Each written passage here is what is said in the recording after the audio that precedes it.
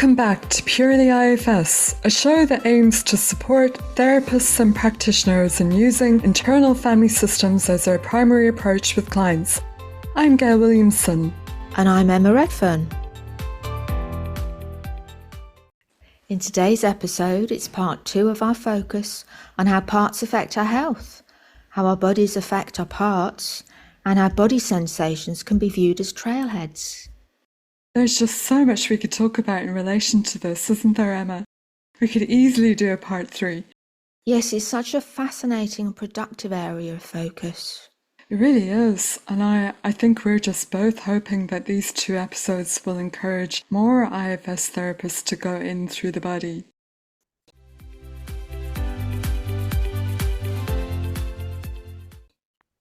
Am I right in thinking, Gail, that you don't see a separation between the parts and the body? Yeah, that's right. For me, our parts comprise both mind and body, so that healing our parts inevitably has a positive impact on our body. But I'm not saying that also making use of various body therapies outside of sessions can't be valuable and supportive, particularly during times of crisis in the body. Of course, we'd still be aiming to do this in conjunction with our parts, which I think you can say more about, Emma. Well, it's been very significant for me to have body work alongside therapy. For people like me who might have a challenging relationship to the body, it's a blessing to have a self-led body worker caring for my body. So big shout out to any of the team, I like to think of my supporters as, who might be listening. So in my time, I've been actively IFSing on the inside while face down or face up on various massage couches. And I'm thinking of a facial I received on a spa trip with my sister one time. It was different from usual. The practitioner was a mature lady, and I was struck by her presence from the start. It was a special experience having her tend to my face, and a burden came to the surface around how it's just not okay to be me. But alongside that, juxtaposed with that, was the sense of, wow, it is okay to be me. And that freed up some space inside for sure. And more recently, I was face down this time, receiving a back treatment. And in my mind's eye, I saw a 6-year-old. And she was still stuck back in that traumatizing November event I mentioned previously. Yeah. In the moment, I realized that although she'd been unburdened many times, the retrieval hadn't stuck. So she was still back where the trauma happened. Anyway, she'd made herself known, and I invited her to come out of there, and she's now in the present at last.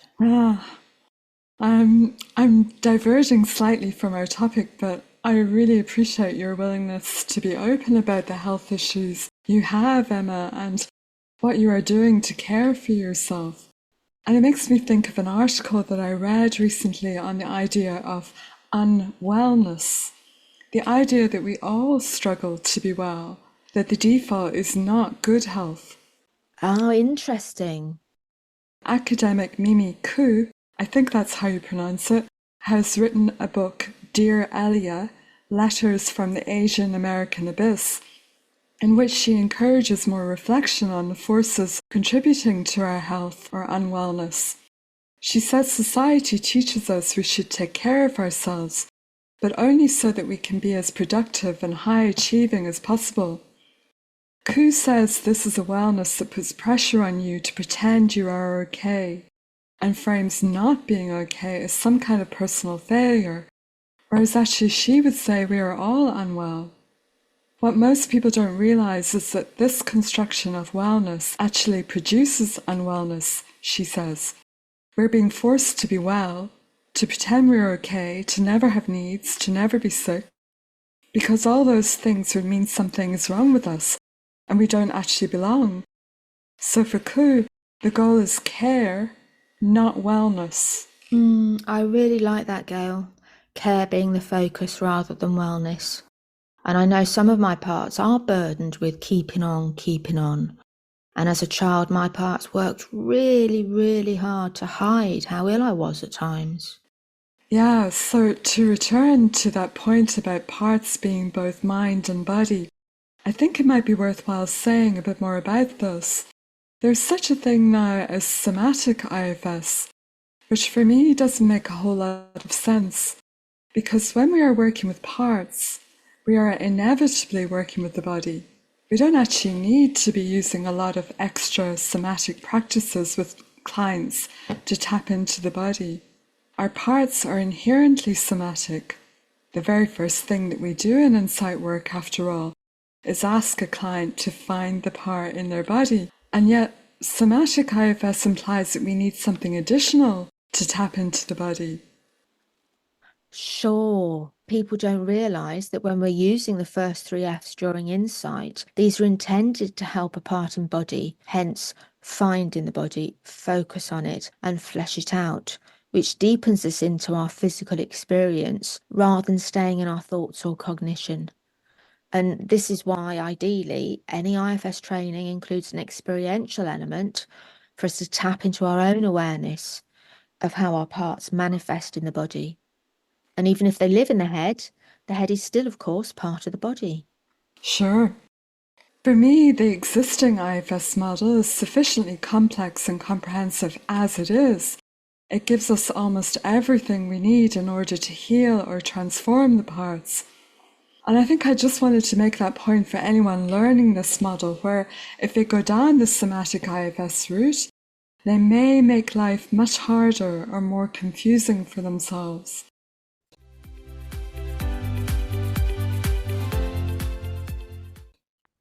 One thing we haven't touched on yet is anger. Ah, yes, such a Marmite emotion and energy. Love it or hate it, our parts are going to have strong opinions and feelings about it. Yes, they sure are. And I'm also aware that there's quite a strong link made by people like Gabor Mate between repression of anger and serious health concerns, such as cancer. That's right. And yet, if you have any experience helping clients with their parts, you will know that getting access to an angry part is the one that often takes a lot of time. Yes, so many parts can be terrified of the anger, fearing that expressing it or letting it show might still be a question of life or death. As young children doing what it takes to survive, it makes so much sense for our parts to favour attachment over authenticity. And particularly in white Western culture where children are seen and not heard, being acceptable means parts work so hard to swallow down or block anger to avoid abandonment, rejection or violence. Though it's perhaps interesting to note that while probably the majority go down the route of compliance and suppression, there are also those of us who will fight. I certainly had a strong, angry fight-back response to the circumstances of my teenage years. But then what often happens is that if a child or teenager's angry part does manage to be dominant, eventually this will result in external shaming, which then leads to the same result, suppression. Yeah, and one of the major tasks in therapy as an adult can be to help parts know that anger is valid, important, and can be felt and expressed safely. And it won't make us the same as those who hurt or controlled us when we couldn't protect ourselves. I was fortunate to work with a body psychotherapist who specialised in anger work, and it was glorious to feel anger in my body as I punched the punch bag or thwacked it with a great big stick. And this was before I discovered IFS, but in IFS understanding, I'd say I'd certainly let go of some legacy and personal burdens during my time with him. And you met a very interesting part related to anger this week, Gail. I did. This client is one of those many people who wasn't able to get angry as a child. It wasn't safe. On a rare occasion when he did, he was locked in a cupboard. Ah, so his anger really was exiled, first by the parent in physically locking him away, and then internally by his protectors. Sadly, yes. Again, I won't go into too much detail, but just to say that Jack has various stresses in his present life, roles that he has to fulfill where anger still doesn't seem acceptable. So when he said he'd had severe tiredness along with a nosebleed the day before our session, something he has had off and on throughout the years, I suggested we investigate. He quickly found the part that caused the nosebleed at the top of his nose, and when he asked, "Why do you cause them?" it said something about release, and the other word it used was cleansing. And I guess this is where the client or the therapist figuring out part doesn't need to do any work. You just get the client to ask the part for more information. Yes, I just said, "Can it say more?"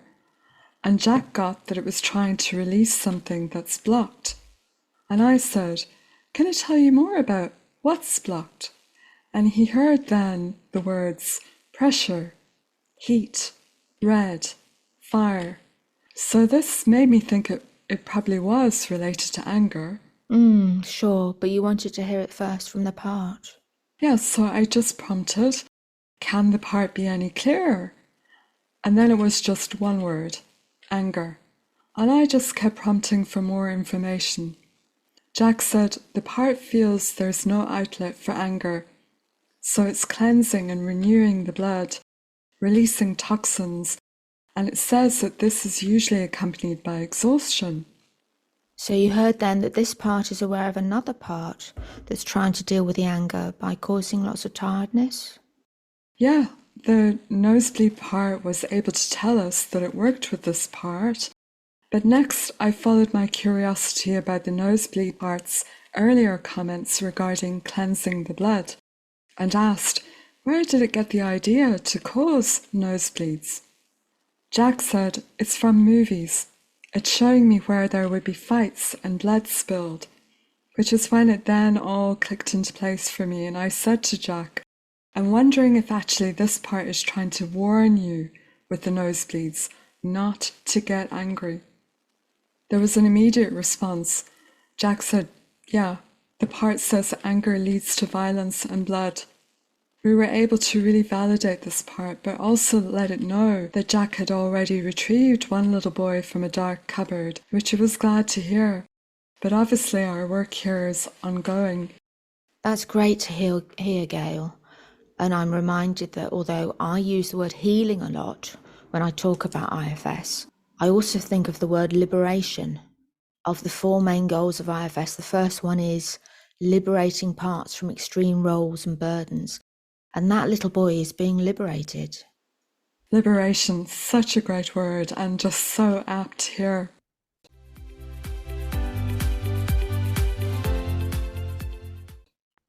Another aspect of this fascinating subject we can't really do justice to in 2 podcasts is not making assumptions about what parts do and don't know.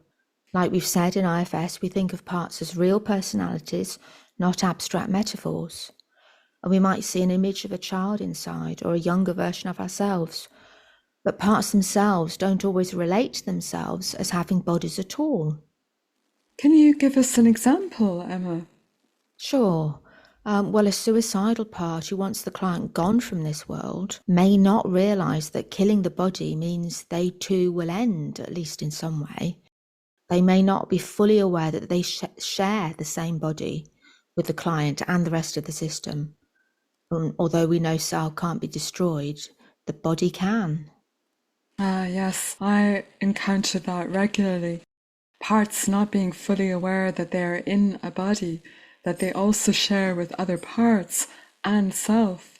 And another example is when a part is so intently focused, either on the job if they're a protector, or on the terror facing or surrounding them if they're an exile, they may not realise they're holding their breath, or they may feel disembodied in some way. And it can be helpful sometimes when we send self-infused breath to a part, or ask them to feel the warmth in the body they share, if it's there. Actually, here, Gail, I'd like to honour the hard work of dissociative or dissociating parts who learn very young to absent us or psychologically take us away from really scary situations in the outside world that might otherwise overwhelm the system. Or they step in to block other parts in the inner system, and they can hijack the nervous system in an instant, life or death reaction.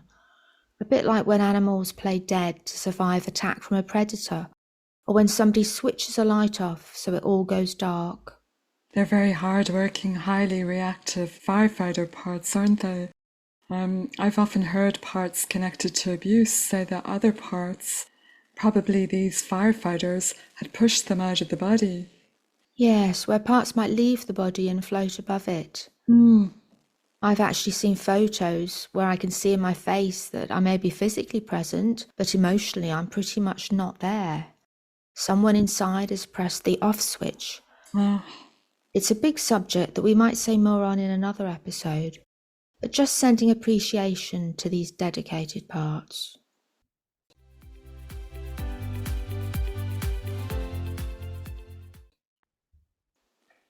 that ability to dissociate really highlights the power and ingenuity of our parts.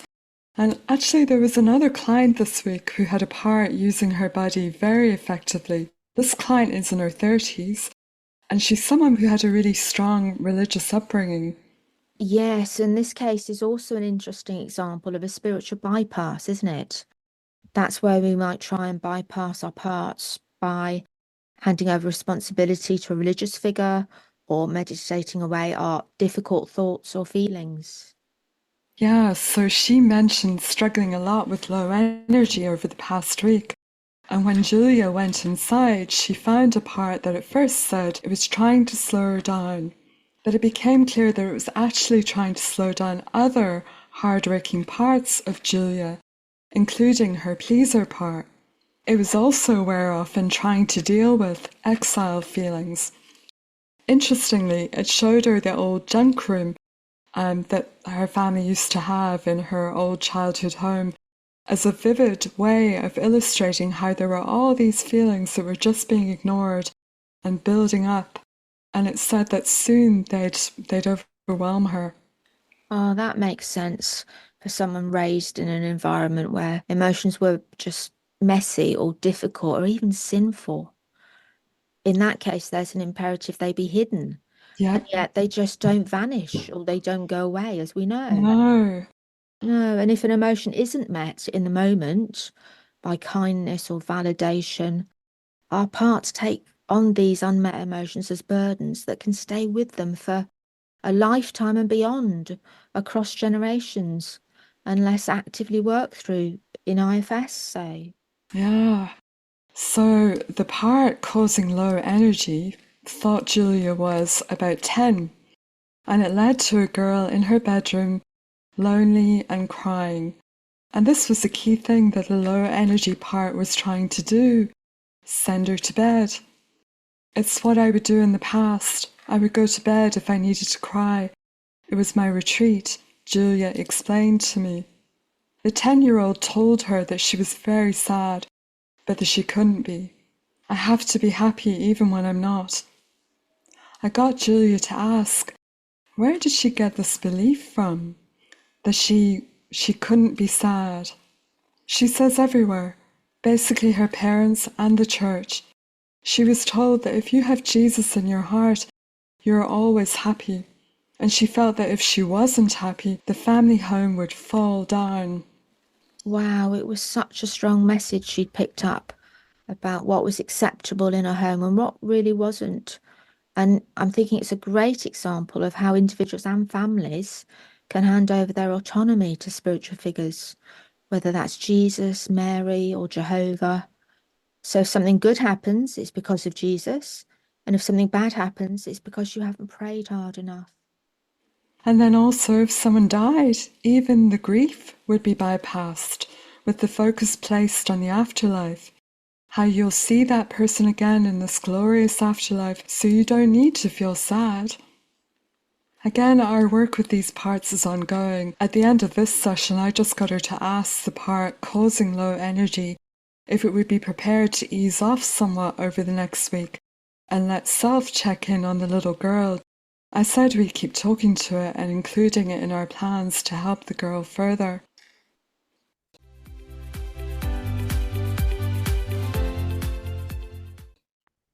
I'm thinking we've covered a lot in these 2 podcasts, Emma. Is there anything you'd like to end with?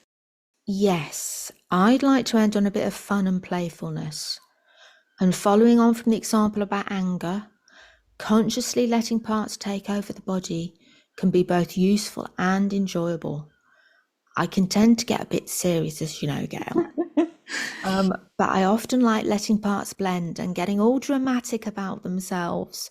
And I'm thinking of one day a while ago when a part of me was very angry with my husband, and I wanted to let him know. Other parts weren't so sure, but didn't stand in this part's way of getting angry in a playful way.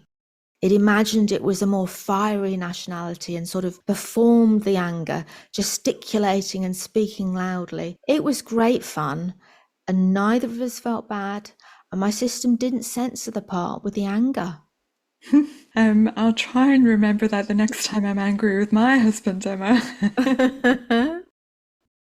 Before we finish, Emma, maybe just to give listeners a bit of extra incentive to be curious about any ailment that your client talks about.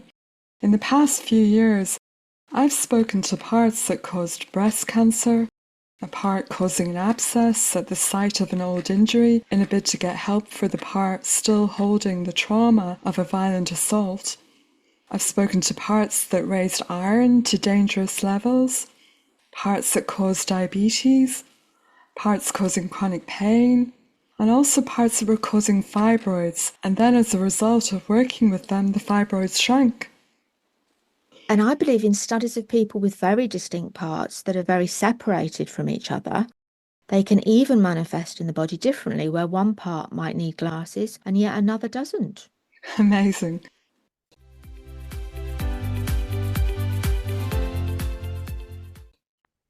And thanks again for joining us on Purely IFS. We'll be back again soon. Bye for now. Bye, everyone.